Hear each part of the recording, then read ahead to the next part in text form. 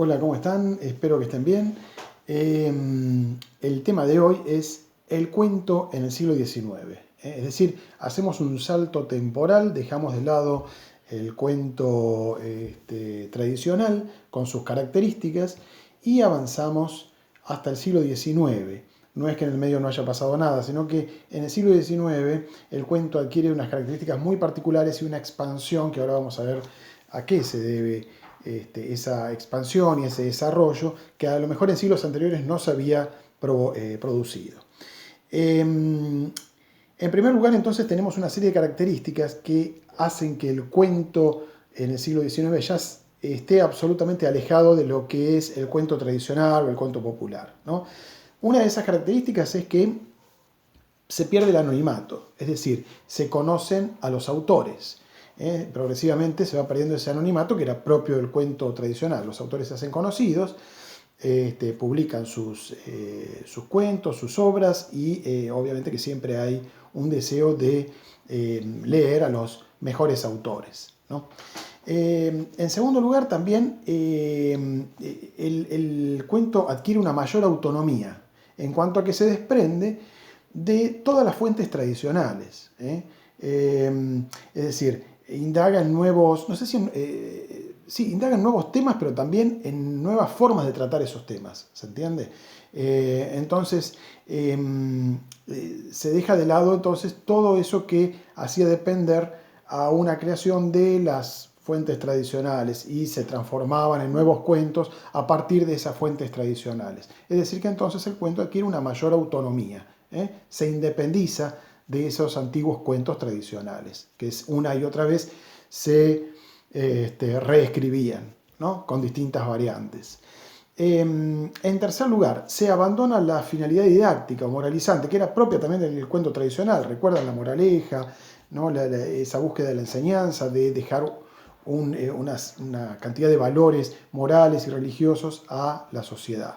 Eso se deja de lado porque pasa a ser el cuento un modo de entretenimiento, de deleitarse por leer el cuento. Esa sería la finalidad, una finalidad estética, ¿no? De decir, qué hermoso es este cuento, qué bien la pasé leyendo este cuento, y no porque me deje o no una enseñanza, ¿sí? Es decir, en realidad todo el arte ya va a ir hacia este punto, ¿no? Al de buscar una finalidad estética y no de buscarle tanto, bueno, a ver dónde está la enseñanza, sino a ver qué hermoso es y qué entretenido puede ser leer esa obra, ¿no? En ese sentido, entonces, repito, se abandona entonces la finalidad didáctica para reemplazarla por una finalidad estética, ¿no? ¿Se acuerdan cuando vimos El brujo postergado de Borges? Bueno, ahí es una reelaboración del antiguo cuento tradicional, pero Borges abandona la finalidad didáctica, ¿no? O moral por una finalidad estética, ¿sí? Y por último, obviamente, otra característica fundamental de los cuentos tradicionales que se deja de lado es la estructura enmarcada, ¿no? Definitivamente queda atrás la estructura enmarcada que era característica del cuento tradicional. Es decir, eso de tener un relato dentro de otro relato, eso se deja de lado.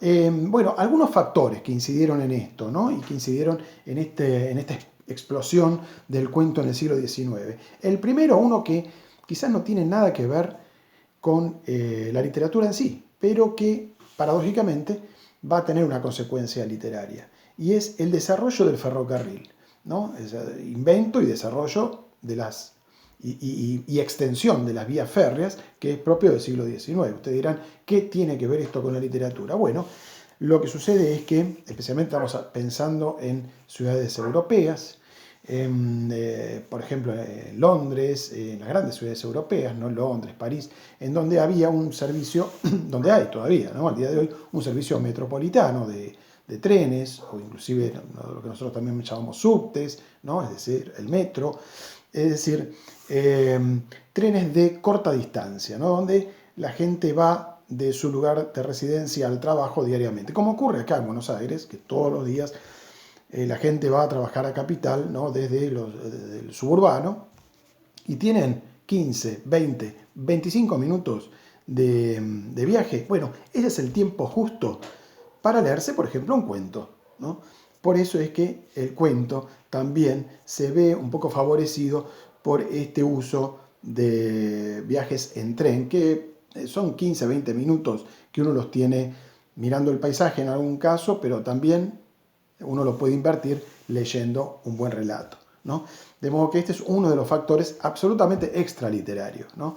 Otro factor fue, por supuesto, que a partir de la invención de la imprenta, pero que ocurrió muchos siglos antes, siempre hubo un desarrollo sostenido de la letra impresa. Bueno, en el siglo XIX más todavía, ¿no? No quiero decir, y no confundan, no quiero decir que se haya inventado la imprenta del siglo XIX, de ninguna manera, fue varios siglos antes, pero quiero decir que en el siglo XIX realmente hay una explosión de la industria editorial, ¿sí? Porque también hay lectores ávidos de leer cosas nuevas, ¿no? Otro de los factores, la aparición de nuevos géneros. Tenemos el cuento policial, tenemos el cuento de terror, ¿no? A mediados del siglo XIX, como nuevas formas nuevos tipos de cuentos, y hacia fines del siglo XIX también la aparición de ciencia ficción. Es decir, nuevas formas, nuevos estilos, nuevos temas quizás también, y nuevas formas de expresar y de relatar, ¿no es cierto? ¿Algún otro factor que a lo mejor se nos está pasando de lado? Bueno, ya dijimos, ¿no? Una mayor difusión de la literatura, ¿no? Gracias a la imprenta, y también a la aparición de los medios masivos de comunicación, que en el siglo XIX estamos muy lejos de que sea Internet, de que sea la radio también es del siglo XX, el cine. Bueno, cine es de fines del siglo XIX, pero todavía no. Mucho menos televisión, ¿no? Que también es propio del siglo XX. Todo eso es propio del siglo XX, pero lo que sí es del siglo XIX es la aparición del periódico, ¿no? Del periódico. Es decir, periódico que por eso se llama periódico, no diario, porque no salía todos los días como el diario, sino que a veces era semanal, ¿no? También puede ser el diario en algún momento, pero me refiero a estas publicaciones que, más allá de las noticias, también dejaban a veces una columna dedicada a algún cuento, ¿no? Algún cuento. Por eso es que también mayor difusión de la literatura. E inclusive dio el origen, estos medios masivos, esta aparición de estos medios masivos, dio origen a lo que se llama novela folletinesca, ¿no? Esa novela que se publicaba capítulo por capítulo, ¿no? En cada publicación un capítulo, y con los mismos resortes que hoy se conoce a la telenovela, es decir, el momento en el que todo parece que se va a resolver o que está a punto de despejar el gran misterio de la novela, se corta y entonces uno queda enganchado para el próximo capítulo y a ver cómo sigue esto, ¿no? Y resulta que todo vuelve para atrás, ¿no? Y así nos mantiene en vilo, ¿no? Ustedes conocerán los resortes propios de las telenovelas o inclusive de las series actuales, ¿no? Bueno, con esos mismos resortes, en el siglo XIX tiene una gran expansión la novela folletinesca. Esto al margen del desarrollo del cuento que les estaba diciendo recién, ¿sí? Bueno, estos son algunos de los factores, como ven, algunos factores literarios y otros factores que no son tan literarios. Vamos a la definición del cuento según Edgar Allan Poe. Edgar Allan Poe, ustedes saben, el padre de la novela de terror, del cuento de terror, del cuento policial también, escritor norteamericano de gran importancia en todo lo que es la tradición literaria. Y él decía acerca del cuento, decía que tenía que tener dos elementos fundamentales. Uno era la brevedad. Tenía que ser un cuento, tenía que ser breve. Tenía que leerse de un tirón, de una sola sentada. Así uno tenía que sentarse, por eso, ¿no? Hablábamos recién, 15, 20 minutos, ya está, leerse todo un cuento. A veces menos, a veces más breve todavía, son mini relatos, micro relatos. Bien, pero el cuento es breve, se distingue por la brevedad, y en esto se diferencia de lo que es la novela, ¿no?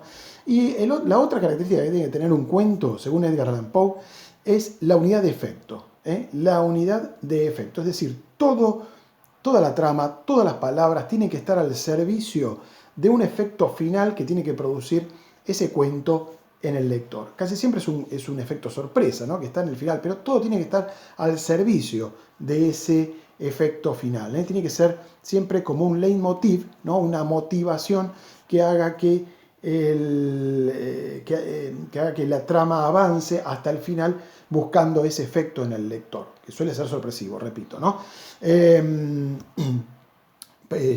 Por eso vamos a ver cómo Cortázar, ¿no? Vamos a ver más adelante, cómo Cortázar es un maestro en esto, ¿no? De crear unidad de efecto, ¿no? Porque cada palabra no está puesta de casualidad, sino que está puesta al servicio de ese efecto final. Bueno, por ahora nada más y bueno, y nos vemos pronto, espero. Seguimos entonces con la próxima clase que va a hablar ya sobre el cuento del siglo XX. Nos vemos.